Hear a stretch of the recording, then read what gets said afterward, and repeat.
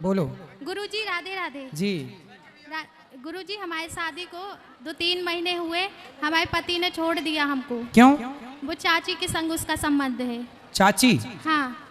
अच्छा। हाँ, हमारी छोटी बच्ची भी है 1-1.5 साल की। शादी के 3 महीने हुए आपके? हाँ। और 1.5 साल की बच्ची हो गई? हाँ, मतलब अब 2 साल होने लगे गुरुजी। नहीं, आपकी शादी को कितने साल हुए? शादी के तो 2 साल हो गए। अभी तो बोला आपने 3 महीने। 2 साल हो गए, मतलब उनको छोड़े और साल भर में लड़की हुई है। अच्छा, मतलब शादी के 2 साल हो गए। जी गुरुजी। आपकी बेटी है। हाँ। और आपके पति ने 3 महीने पहले छोड़ दिया। हाँ। ये बात है। जी गुरुजी। अच्छा, और वो पति आपके चाची के साथ रहते हैं? जी गुरुजी। तो चाचा नहीं है क्या? नहीं है, कहाँ गए? खत्म हो गए वो। ओ, तो चाची और ये सेट हो गए? जी गुरुजी, जब गुड़िया भी हुई थी तो नहीं आए हैं। तो उनको लाओ हमारे पास, समझाएं। आपने समझाया नहीं चाची को? चाची हमारा घर काहे बिगाड़ रही है? वो नहीं आई है गुरुजी। हैं? नहीं आए। तो चाची आप समझाओ ना, चाची ऐसा क्यों कर रही है, हमारे घर काहे बिगाड़ रही है? वो गुरुजी सामने ही नहीं करते हैं दोनों। किसका सामना? आपका? हाँ। तो आप जाओ ना सामने, चंडी बन के चाची की छाती में चढ़ो। क्या कर रही है चाची? माँ बेटे का रिश्ता है तेरा के साथ, तू क्या गंदगी फैला रही है, रिश्ते तू कलंकित कर रही है। तो अब नहीं हो रहा गुरुजी, केस चल रहा है। केस चल रहा है? जी। किसने केस डाला? हम ही लोग ने कि वो लेने नहीं आता रहा। आपको लेने नहीं आता? अरे नहीं। लेने नहीं आता तो आप जाओ ना। ये उम्मीद क्यों कर रही है को लेने आए?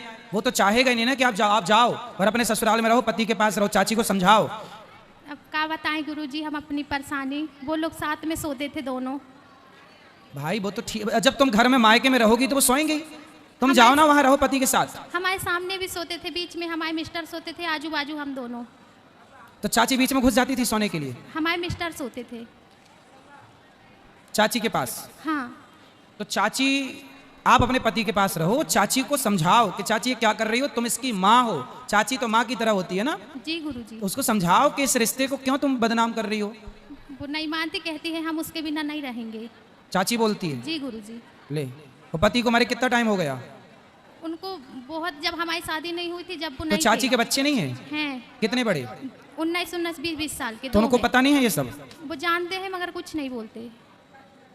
अरे तो बड़ा गलत कर रही है चाची, तुम्हारा घर बिगाड़ के रखा है। पति क्या करता है? पुट्टी का काम करता है। ये पैंट पुट्टी का? जी गुरुजी। चाची कहाँ की है? महाराजपुर की। जबलपुर? हाँ। अरे तो कथा में ले आओ, कल प्रश्नोत्तरी में बात कराओ चाची से। जी गुरुजी। आएगी चाची? अब बोलेंगे गुरुजी, बोलते तो नहीं है उनसे। देखो मैं आपको बताऊं जी कि गुरुजी। आप अपने पति को समझाओ और चाची को भी समझाओ और दोनों का तलाक कराओ जी और गुरुजी। तुम प्रवेश करो। जब गुड़िया हुई है तो वो देखने भी नहीं आए हैं। अब देखो, दिल लगा गधी से तो परी किस काम की, ये कहावतें ऐसे नालायकों के लिए बनी हैं। जी गुरुजी। वो नालायक हैं, अब क्या समझाएं, क्या क्या कहें। आज समाज में बड़ी गंदगी है। देखो स्त्रियां ही स्त्रियों का घर बिगाड़ रही है। वो चाची देखो, उसका खुद का खसम मर गया तो दूसरे खसम के पीछे पड़ गई। वो कहती ऐसी नारियों को बिल्कुल दंड देना। ऐसी नारियां घोर नरक में जाती हैं। जी गुरुजी, वो कहती है कि हम दहेज के लिए शादी करे थे आपसे? हाँ। पति बोलता है? हाँ, वो भी बोलता है, वो भी बोलते हैं। पर तुम अपने पति के पास ही रहो और गुरुजी। चाची के लिए ना तुम काली बन जाओ। जी गुरुजी। चाची की छाती में चढ़ के मूंग धरो उसकी छाती में, जी गुरुजी। और चाची के 3-4 दांत तोड़ो। पुलिस से कंप्लेंट करो। पुलिस सुनती कि नहीं? नहीं बोलती हैं। पुलिस नहीं सुनती? नहीं। कंप्लेंट किया? जी गुरुजी। चलो आप, पर आपको ना अभी तक दुर्गा नहीं बनी हो। नारी को अपने पति की रक्षा के लिए, पति भटके तो उसकी रक्षा के लिए काली, महाकाली, दुर्गा, चंडी सब बनना चाहिए। बनो और अपने पति को बचाओ उस चुड़ैल से। जी गुरुजी। राधे राधे। राधे राधे गुरुजी। मैं टीवी पर आपका दर्शन करती हूँ रोज़, और मन में बड़ी अंशता है कि आपके लाइव दर्शन करूँ, वो आपने करा दिए। मैं धन्य होगी प्रभु जी। और मेरा बेटा है, जो आप बोलते हो कि माँ की पूजा करनी चाहिए और माँ की दवा से कोई ऊपर नहीं है, तो गुरुजी मेरा बेटा तो मेरी बहुत पूजा करता है और बहुत सेवा करता है, पर उसको फल नहीं मिलता। क्या फल नहीं मिला? वो जो भी काम करता है उसका अधूरा ही रह जाता है। क्या काम? अब वो बाहर है तो बाहर उसको जो पढ़ाई की है उसने, उसको प्रॉपर फल नहीं मिला। कितने साल का है? अब तो 3 साल हो गए गुरुजी। बेटा 3 साल का है? नहीं गुरुजी, बेटे को 3 साल हो गए बाहर गए, और बेटा हो गया 32-33 साल का, 32 साल का। मिलेगा, कर्म करता रहे फल प्राप्त होगा। गुरुजी वो नहीं मिल रहा। मिलेगा। आप माँ हो ना, आप सेवा करता, आपकी आप आशीर्वादों से गुरुजी बहुत परेशान रहता है बाहर वो। मिलेगा, चिंता ना करो। जल्दी सफलता नहीं मिलती, एक दिन में सफलता नहीं मिलती, पर एक दिन जरूर मिलेगी। प्रयास करते रहिए, कर्म करते रहिए। गुरुजी आशीर्वाद दो कि मेरा बेटा खुश हो जाए। बिल्कुल सफलताएं मिलेंगी, इतना परेशान भी नहीं होना चाहिए जीवन में। अच्छा ये बताओ, आपके बेटे के पास खाने को है भरपूर? जी गुरुजी काम भी है। क्या काम है उसके पास? उसके पास रेस्टोरेंट में काम है। खुद का रेस्टोरेंट? नहीं गुरुजी। काम है तो करेगा, धीरे धीरे चलता रहता। जिंदगी रोने के लिए नहीं मिली, बिंदास खुश रहने के लिए मिली है। काम धाम तो आएगा जाएगा, पैसा आएगा जाएगा, इसमें क्या है, जिंदगी अनमोल है। गुरुजी उसका ना वीजा नहीं बढ़ रहा, इंडिया नहीं आ पा रहा। मेरे से 3 साल का लग है और मेरा हृदय बहुत परेशान रहता है। कहाँ, किस देश में है? जर्मन में गुरुदेव। तो वीजा लगवाओ, बुलाओ से यहाँ काम करे। बद नहीं रहा गुरुजी, उसका बढ़ नहीं रहा आगे वीजा। पढ़ेगा, सब होगा, प्रोसेस करे, सब ठीक करेंगे बिहारी जी। आशीर्वाद देना गुरुजी। आशीर्वाद जी। नारायण गुरुजी, श्रीमन नारायण, आपकी मेरे सारे सवालों के जवाब मिल गए। श्रीमन नारायण गुरुजी, श्रीमन नारायण। जय श्रीमन नारायण। और किसका प्रश्न है? गुरुजी कोटि कोटि प्रणाम जी। मैं रायपुर छत्तीसगढ़ से बालचंद राठौर। हम पति पत्नी हैं गुरुजी। राधे राधे गुरुजी। जी प्रणाम। आपसे दीक्षा ली है कल सुबह 8 बजे। ले नहीं गुरुजी, आपसे दीक्षा लिए हैं अच्छा, रायपुर छत्तीसगढ़ में। अच्छा ले चुके। अभी आपकी बिलासपुर में गुरुजी होने वाली थी कथा, जो कैंसिल हो गई, जो आंधी तूफान जो आया है, तो हम लोग पूरी तैयारी में थे गुरुजी वहाँ। बिल्कुल। अभी हमारे यहाँ पूजा स्थल है गुरुजी, तो पूजा स्थल में हमारे बहुत से भगवान हैं। अभी हम प्रभु जी की पूजा कर रहे हैं अभी 3-4 साल से।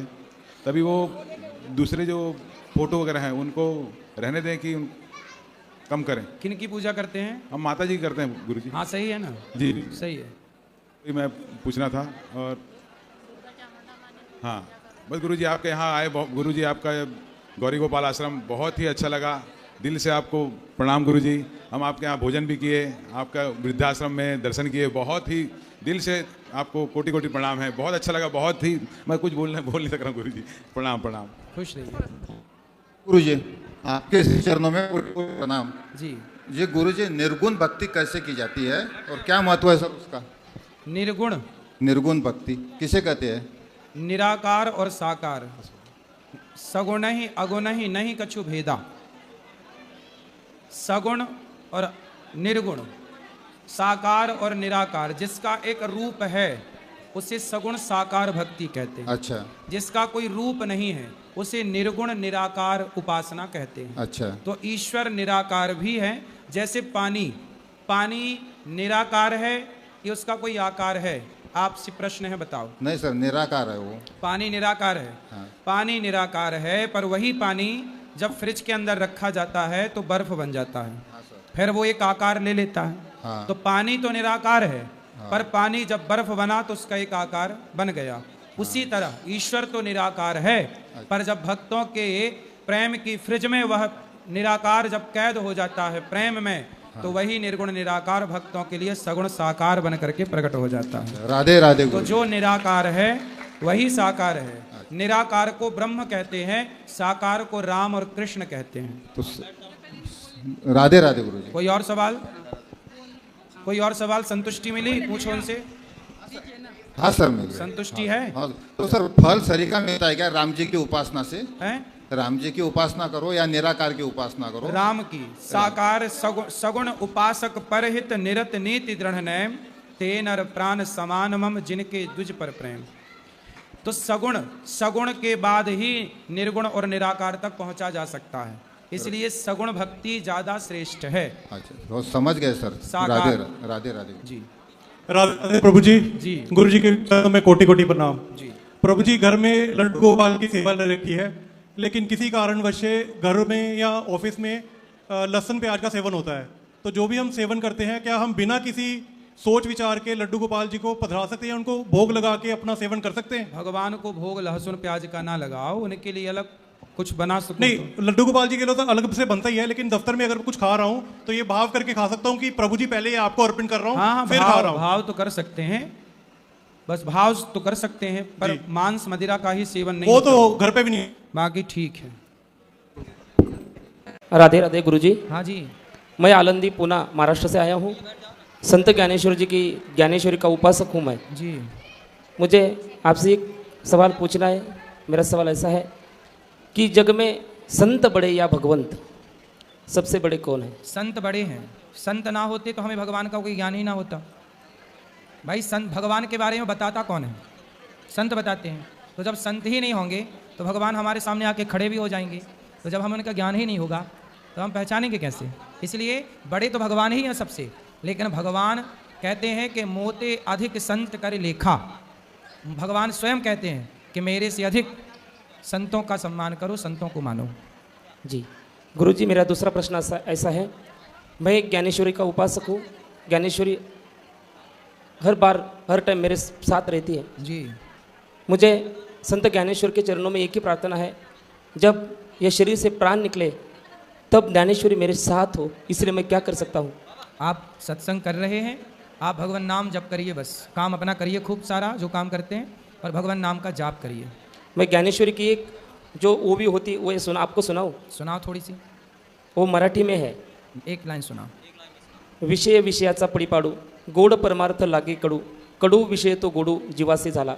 यानी कि संत ज्ञानेश्वर जी कहते हैं विषय विषयाचा पड़ीपड़ो माने विषय नाम का सुख जो होता है वो आदमी को बहुत मीठा लगता है, और परमार्थ जो होता है, सत्संग जो होता है, जो मीठा होता है वो आदमी को कड़वा लगता है, यानी को उसे कोई विष की बाधा हुई है, ऐसे संत ज्ञानेश्वर जी कहते हैं।